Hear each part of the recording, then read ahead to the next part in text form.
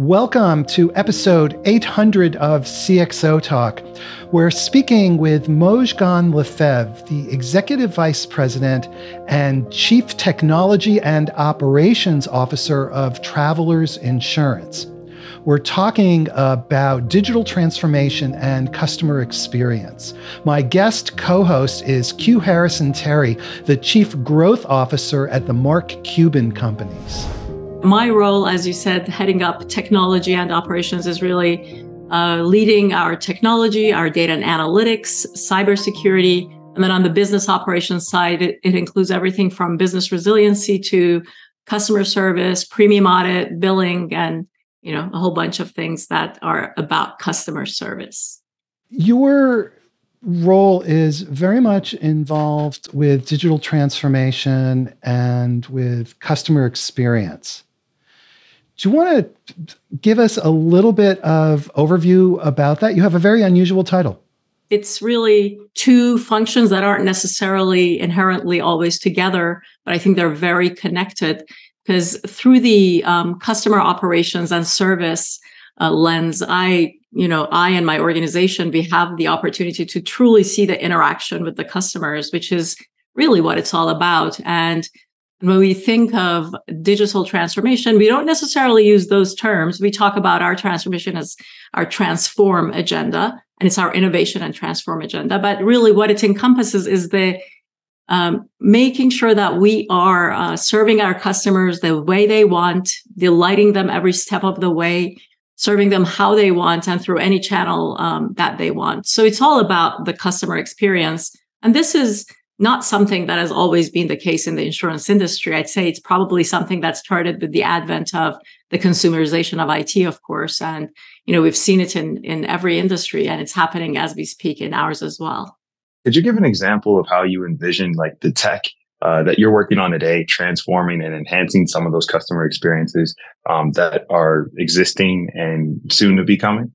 Some of what we've done over the last few years is truly enhancing the mobile experience, where from your mobile phone, you can pull up your policy, you can get a certificate of insurance, you can pay your bill. And then if you have, if you're unfortunate and do actually have an accident and want to file a claim, there's a whole slew of capabilities that you can actually perform on your mobile phone. And these weren't things that we had before. And actually, the rating we had several years ago on the iOS was 2.7, and today it stands at over 4.5. So you're managing the expectation, right? So it's like the customers expect X because that's the world we live in, and that's where the technological innovations have existed. When you have a legacy brand like Travelers, where you're known for doing what you do, you're making sure that you're not too far behind, but you're right where you need to be, and it's a seamless experience.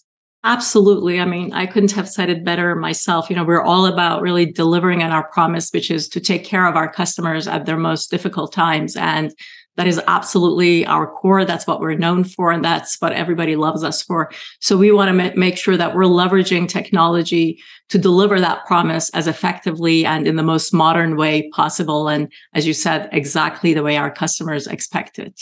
You mentioned that your rating in the App Store went from pretty low to very high.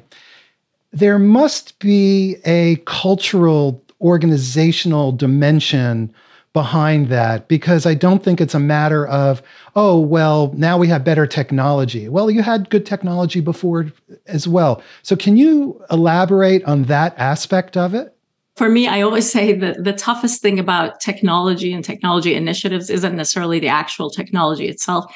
It's the adoption, it's the change management, it's people being open to that. And I agree that the mindset, the culture, and how an organization is probably one of the core elements of how that works. And really your talent, that's core to making all of this transformation. So, we set out as I joined the organization, we set out on making sure that we established, first of all, our strategic priorities, where we said, we are going to continue to invest in our people. So investing in our people. Secondly, it was about evolving the way we work. I mean, we were working in a very traditional way that IT organizations work with their business, where, things are thrown over the wall and you go off and you work for months, or at least that's how it used to be, months or a year or two, and then come back and say, here, I built you the solution. And so it was truly moving us away from that, ensuring that, we started always with what's the business problem we're solving? What's the expectation of the customer, the stakeholder? And so we definitely drove kind of an agile transformation and drove a kind of product mindset into the organization, and started also simplifying and modernizing everything. But we very much focused on our culture, and our teams pulled together and established our cultural beliefs where it was first and foremost customer first. The second one was make sure that we are prioritizing. And then I think probably the third cultural belief that made all the difference in the world was our test and learn.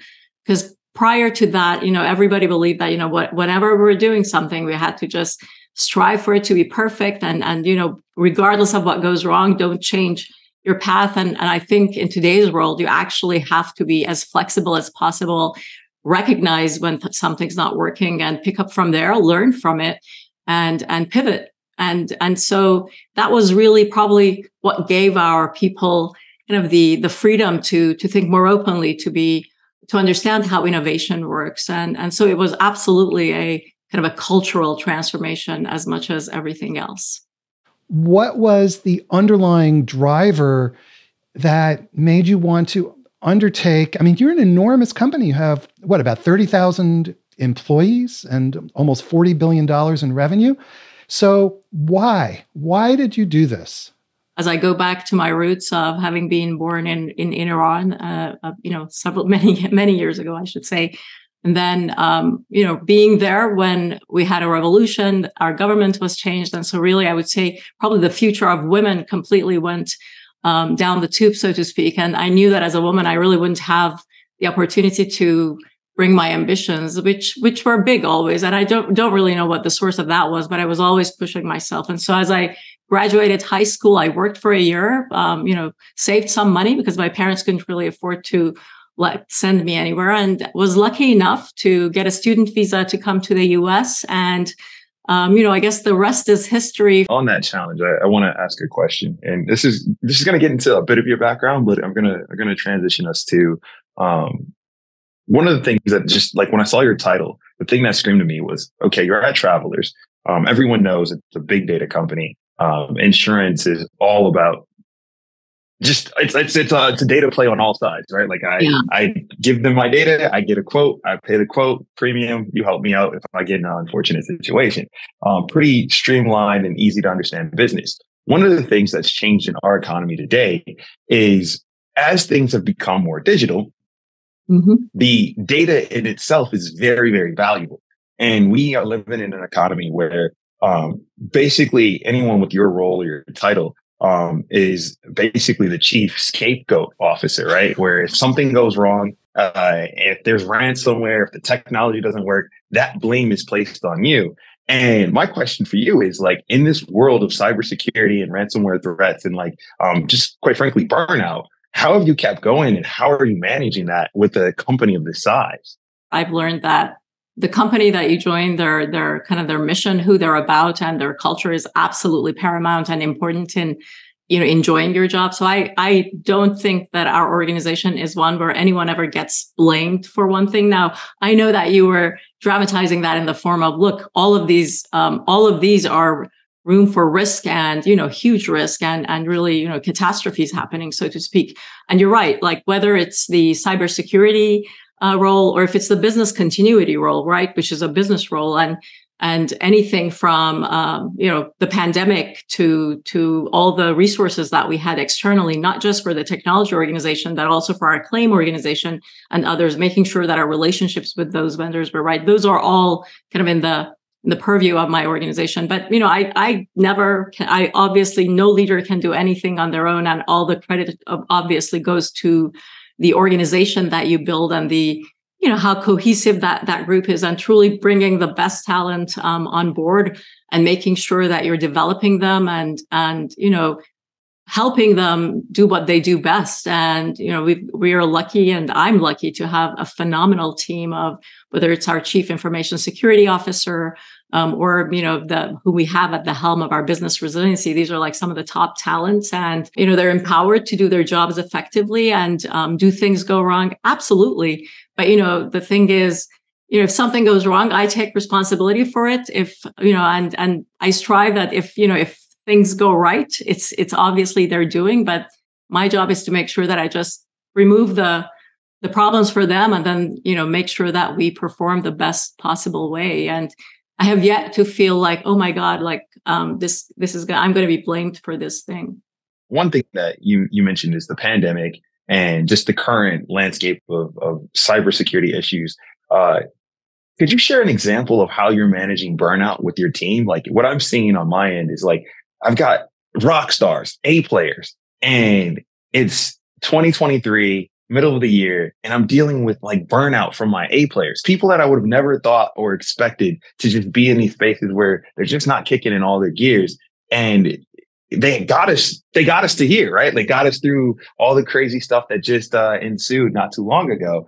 And I'm curious, like, what are you seeing at Travelers and how are you managing that? Just giving your role and position. Yeah, I mean, there are absolutely times where and you feel that there's burnout. You've got to be aware of that. You've got to make sure that you're rewarding people, that you acknowledge that you encourage them to, take their time off. I always do my best not to email any of my team members over the weekend unless it's absolutely necessary. Just behaviors like that, I think, will go a long way. But at the end of the day, I think the world we live in is, the pace is just going to keep getting faster and faster. And we just have to become better as individuals, to manage it, to make sure that we're taking care of ourselves, because without that, without being healthy, nothing will happen. Our CEO actually introduced his top 40 leaders in our organization that we call our operating committee to, why it's important to sleep. It's a book that's based on the science of sleep. And that was the book that he sent to all of us and encouraged us to provide it also to our team members, because he said, if you don't sleep, and I think everybody knows that now, but there's just so much science behind it. And I think that just shows, the culture of the company and how much the organization cares about our people and our talent that we're very proud of. Please subscribe to our newsletter. Just go to CXOTalk.com and we will send you our newsletter with upcoming shows, live shows, and you can participate every time. And subscribe to our YouTube channel. We've been talking about data and transformation. AI is the great driver of transformation, or certainly going to be one of them. I know you're doing things with AI. Can you tell us what you're doing? But what I'm really interested in is how do you use those capabilities to drive transformation? First and foremost, I'd say we know that there will be no AI strategy or execution at scale without really having a data strategy, understanding that both the quality and then, as Q pointed out, the volume of data is absolutely critical. Now, for us, we've been around for 165 plus years. So the amount of data that we have, which we of course treat with like the highest respect and ensure the privacy and security of our customers, because that's like the crux of their relationship with us. But we have that, and then now with the third-party sources of data that are available and that are really powerful. I think that's truly our, one of the deepest parts of our competitive advantage, so to speak. And so everything that we do in terms of whether we're writing a risk and evaluating that risk, to how we price it, to, how much reserves we put aside, and then all the way to the customer experience and what their interactions have been with us and how to personalize their experience and to ensure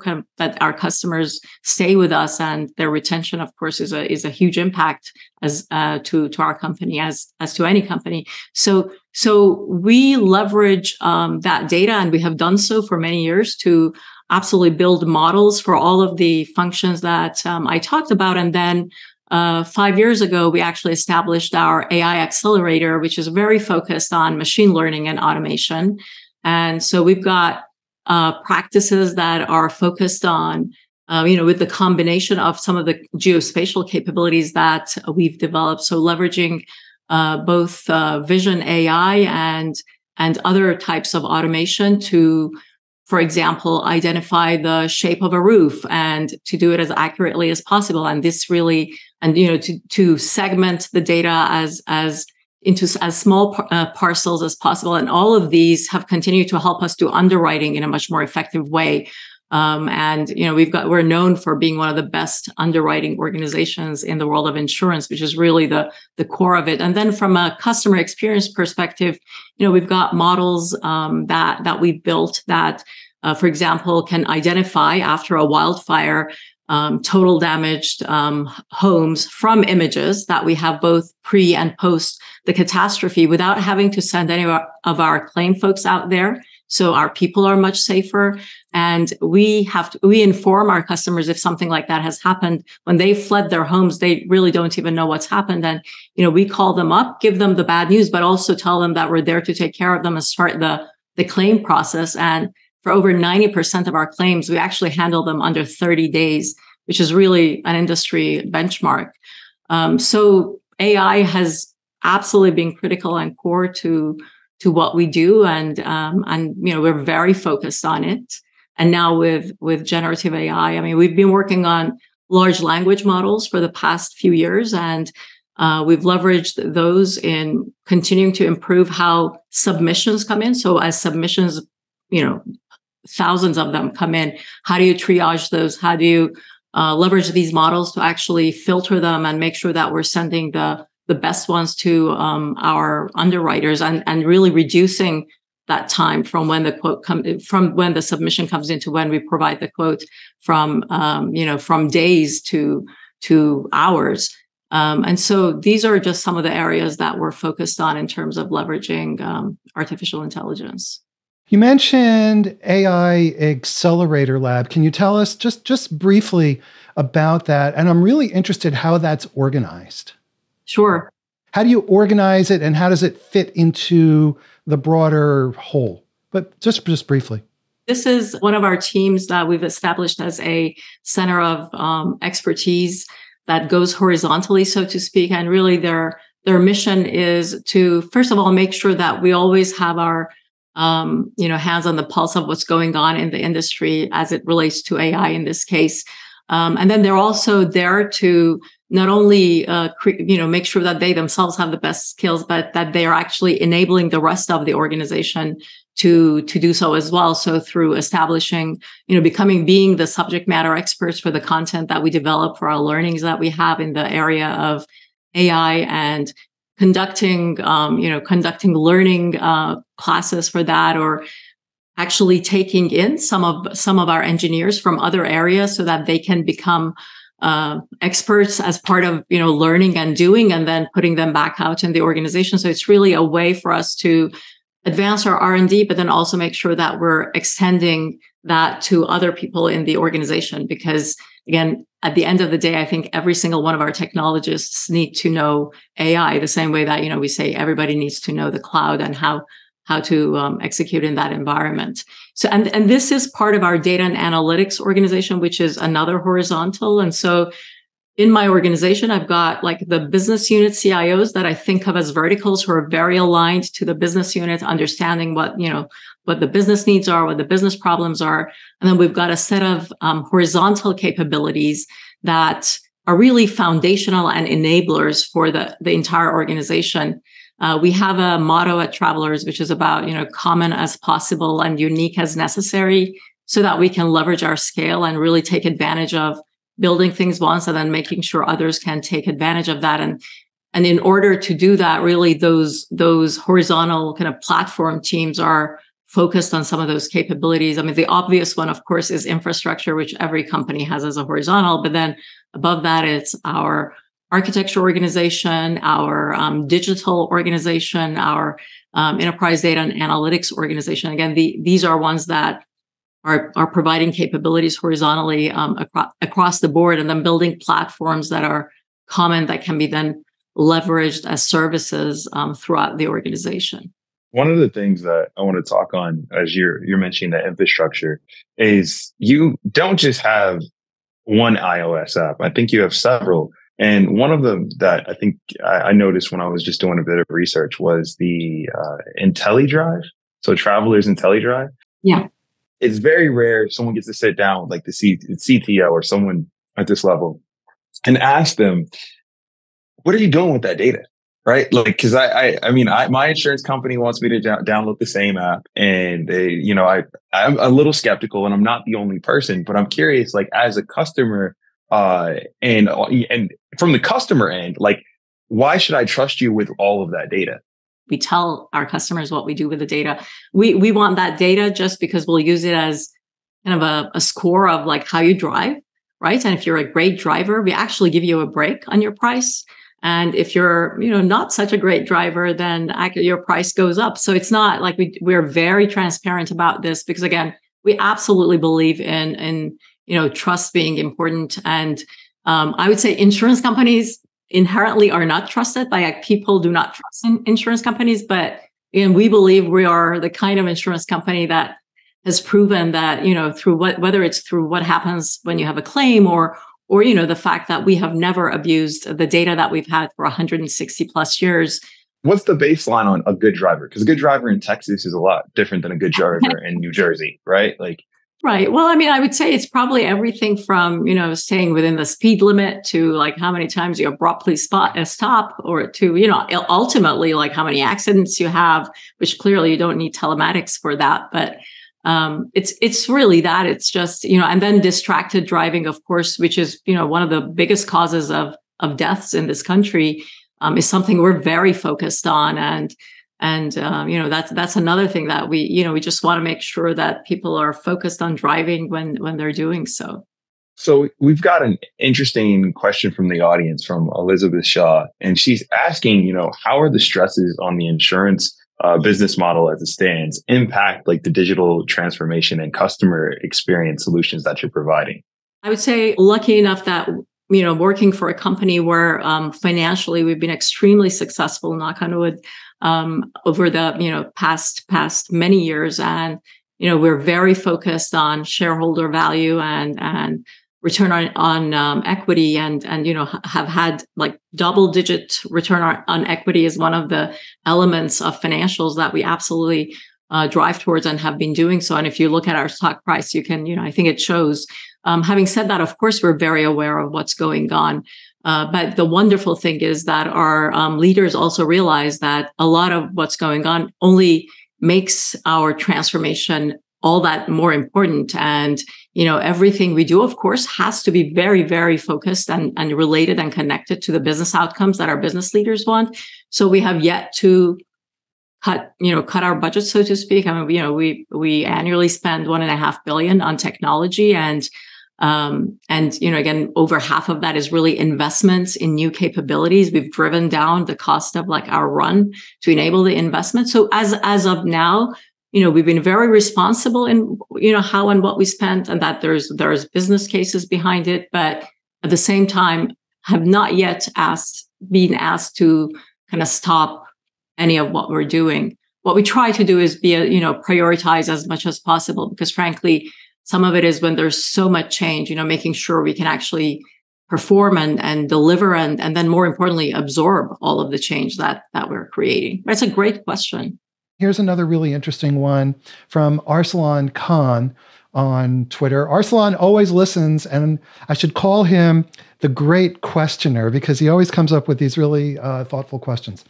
And he says this: IT alone cannot change culture.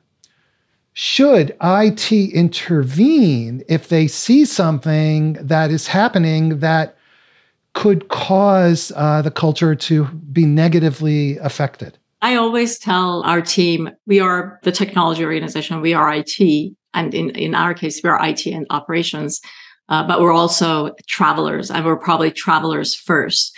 And so not everything we do is just, to make sure that our piece of the pie is working, but that, what we're doing, it's the right thing for the company as a whole. So I would say every single one of us, actually, if something's happening that isn't good for the culture, we should feel accountable and do feel accountable and responsible to make sure that we're doing the right thing, whether it's, letting our manager know or reaching out to our HR organization Or actually, our CEO, Alan Schnitzer, again, everybody has his email. He puts it up every time, not that he needs to, but he puts it up in every town hall that he has once a quarter. And he says, call me, email me. And people do. So, and sometimes it's a valid and sometimes it's not, but it's again, a culture that allows for that. And so, yeah, I mean, as whether you're IT, HR, sales or anything, I think everybody feels that they could do that. And you're right, IT alone absolutely cannot. And, we've got a very strong cultural foundation that goes across our enterprise as a whole. So it's only together that we can kind of change the culture, as you're pointing out.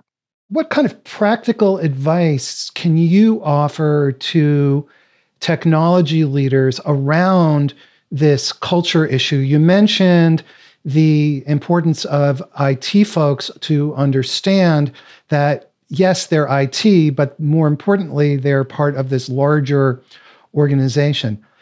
Frankly, for many IT folks, that's a really hard lesson to get across. Yeah, because we've been in the background for so long, right? And we've been focused on that back office, so to speak. And in today's world, you guys started the conversation with customer experience, customer delight. Like the work we do impacts that directly. So I think really making sure that everybody knows why they do what they do every day.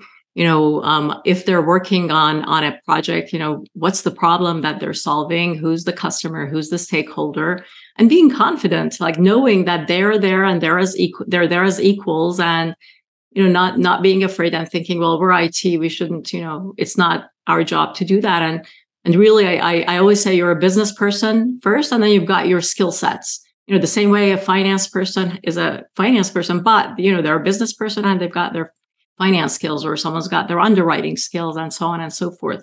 So it is a change. It is absolutely a change. But I'd say the ability to make sure that you're communicating openly, that you're partnering with other parts of your business, that you're there to help, and that you're actively participating in solving problems. I think those are the behaviors that over time, will first of all make sure that everybody else agrees with that perspective and that you act that way, and continue to make sure that people are aware of your knowledge of the business, and make sure you do know, you understand your business, and you probably are at the best place in any company to understand many parts of your business. You can understand everything in so many functions, because every single function has a lot of technology involved in it these days. I want to bridge off of that, right? So follow me here. So in insurance, underwriting is like, it's your bread and butter, right? That's when you ask yourself, you're going to look at the risk, you're going to determine if you as travelers, the insurance company will insure it. And then if yes, you guys will give a price, and said person pays the premium or the policy. We're in an era where generative AI has turned everyone to this thing called automation. And a lot of leaders now have on their desk, how can we automate this process, or how can we make, technology support what we're doing with less people? In 2030, do you think underwriting exists as we know it? Because right now that process doesn't involve quite a few people, and there's people involved in it. I'll say nothing will exist as we know it, like that underwriting, claim, even IT, coding, right? Like engineering. So that I'm comfortable saying. Now, what will it look like? I have no clue. Like I'll just tell you, like, what will it look like? Will there be more automation there? Absolutely. I think that, again, first of all, like, you can have very positive or very negative views about the whole AI thing. I think first and foremost, it's, I truly hope that the right regulations get put in place, with the help of our governments. I hope that companies establish, ethical frameworks through which they will operate, which we absolutely have done. And we call it our responsible AI framework. And it's very, very connected, by the way, to the way we've done models and modeling and pricing, ensuring that there's, no bias, or at least as little as possible. And so we're going to continue these things. Now, the way we're approaching AI and how generative AI can help is really, how can it help us get our underwriters, our claim people to focus on the more valuable things and let automation do a lot of the kind of grunt work for them. So, for example, one of the solutions that we've just created a pilot for is for our claim professionals. They have a lot of knowledge that has been curated over time, but it's in dozens, if not hundreds, of documents. And we've created our own kind of GPT capabilities. We call it Claim GPT, and it's operating pretty effectively. Where the claim professional can ask it questions, and our chief claim officer was saying, like, it's amazing, like the level of accuracy it's coming back with. So I think, we're thinking of it as how it's an assistant. Now, I have no doubt that people, of course, are worrying about, well, will my job become redundant? And I'd say probably all of our jobs that are at some sort of risk, and the white collar jobs probably more than any other. So, if you're a programmer, if you're a developer. On Claim GPT, like, you've built this, it's already existing. How are you dealing with drift? The whole concept of like, it's accurate, and then the model starts to enlarge and elongate, and then it starts to drift and get, it misrepresents the data. When you build models and you train them, like machine learning models, and you train them, I mean, drift is absolutely part of it, as many other things. Like, there's a whole slew of things as part of our machine learning operations, which we've got a group very focused on that to make sure that, we're training as, frequently as possible. Now with the cloud, that's much more feasible than it used to be. And again, our data scientists have been building models for a long time. So there are a lot of practices that we've put in place very focused on this. How do you ensure that the models that you're using don't hallucinate, don't bring in data from the internet and essentially make stuff up? We are doing a huge amount of test and learn in the field of generative AI. And, we're very aware. I mean, actually, like, the generative side of it is actually based on the fact that it can hallucinate, right? Like, it can create content that wasn't there yet. Now, many times that content can be accurate, but many times that content can be just, hallucinations that are completely false. So I think there are definitely elements that and things that can be changed in the model to increase or decrease the amount of hallucination. And it's like finding the right, the right settings for that. And then what we're doing, of course, is, we are going to leverage our own data to train, and we're not letting the models like just go out to the internet and find anything. So it's like, as we leverage, whether it's the existing large models like the OpenAIs or Amazon's Bedrock or others, or open source LLMs, that, we're training them again on our own data. And that's the critical part. And the beauty of it is, it's got the capabilities that the LLM had, but it's actually leveraging our data that we trust. We have a project that's going on right now with Harvard Business School where they're analyzing the 800 episodes of CXOTalk transcripts to look for trends over time, things like that. And we wanted to put it into a model. And so we did this. And the first thing is we started asking it questions, and it started giving us these amazing quotes from CIOs, from all these different incredible people. The only thing is, as we started going back to look at it, the folks never said these things. I think the technology leaders, at least those I talk to frequently, we're very this is one of the first times that we're just so high on this technology. And is there a hype around it? I'm sure there's some level of hype, but at the same time, now you've got consumers involved in the interaction. This is like one of the first times where consumers are interacting with this technology. So it's not going to just go away. Let's put it this way. This is different from like the metaverse and all those other things, which, by the way, I think they have promise and they will be relevant to whatever industries they are, and maybe to all at some point. Same for blockchain. But this one, we just think this is extremely relevant. And I'd say AI as a whole, by the way, there's AI, and then now with generative AI, kind of like at another level. When I think of AI and where it's at today, It's interesting to hear that everyone's dealing with the same problems. Doesn't matter if you're a one person team or, a several hundred person team and you're working with these models, you're dealing with the same consequences. But in some cases, they're not much different than the real world. The AI now has its own perception or experience that it thinks happened. And we're like saying, no, that's wrong. But it's not much different than if someone on this show will hear something that I said entirely differently than I intended it or that it was perceived. And just because of that, that's their perception. It's not that they're wrong. It's just that's how they view things. And it's a very, it gets very hypothetical and theoretical. And I think that's why this AI thing makes everyone very queasy. Let me ask a question from LinkedIn very quickly. And this is from Mike Prest, who is a chief information officer at a private equity investment group. And I'm going to ask you to answer this really quickly because we're simply going to run out of time.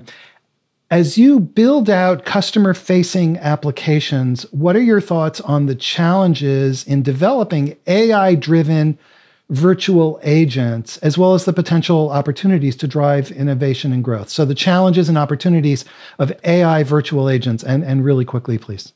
AI virtual agents have,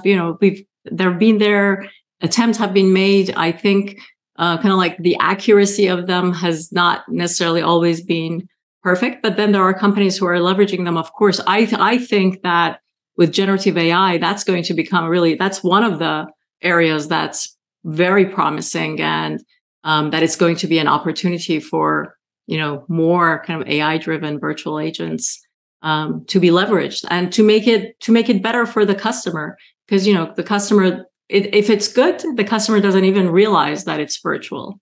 I want to ask a couple questions regarding just your personal story that you shared with us earlier.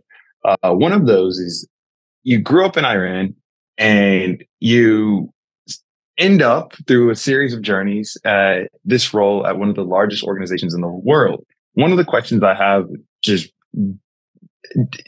delineating off that is, what were the skill sets that helped you just navigate a world where there's not that many people of color and there's not that many women, especially in the market? I think at the end of the day, it comes down to the basics. I say, regardless of what your role is, communication is at the core of it. The ability to express, to tell a story, to inspire, to both written and verbal and everything. So I say communication. And then I say, relationships, the ability to work with people, to have them like you. If you're leading a team, they'll do a lot more for you if they like you than if they don't. And then, I'd say third is, I think we're always, many people are very hesitant to take risks. So as I look back to my journey, I would say, look, when I left Iran at the age of 19, and I'd actually gotten into medical school, which was always my dream, to become a doctor. Well, I clearly did not become one, but I knew what I wanted ultimately in terms of having far more freedom as a woman than where I was. And it was a risk. I could have come to the US and, not being successful academically or not have been able to support myself and so on and so on. But being resilient and, taking the risk, and the worst case scenario would be I would have gone back. I guess that would have not been a good scenario then, but that's how I think of it. How did you go about building and developing your executive presence? I think it happened really through work and practice. Again, I think the best way to learn is really through doing, and without doing and without failing a few times, it's really hard to become very successful. And so I remember when I was working before business school, so I was in my early 20s and was working at Computer Vision at the time, and there was going to be a presentation, and I went to my boss and I said, "Hey, can I do this?" Now, people supposedly are as afraid of speaking publicly as they are of dying. So that's the second fear that you have, dying and then speaking publicly. So it's putting yourself out there, working hard, practicing, because of course, but then doing it, and then doing it enough times where you start to get comfortable and be confident. What advice do you have for other women who are interested in becoming obviously more senior in their careers and facing so many challenges of being a woman in a male-dominated career, profession. Be confident. Don't be afraid of taking risks. I think women might even take that even one step farther, where like a lot of times they think 3-4 years out and say, oh, well, I'm going to have babies in like 3 years, so I'm not going to take on this job. And it's like, okay, well, why don't you wait until that happens and then worry about it?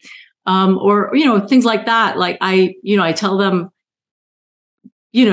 just again, don't be afraid. The worst that can happen is it's not going to work out. You're going to learn something from it. And I'd say go for it. If you want something, go for it. No one else is really going to take care of you.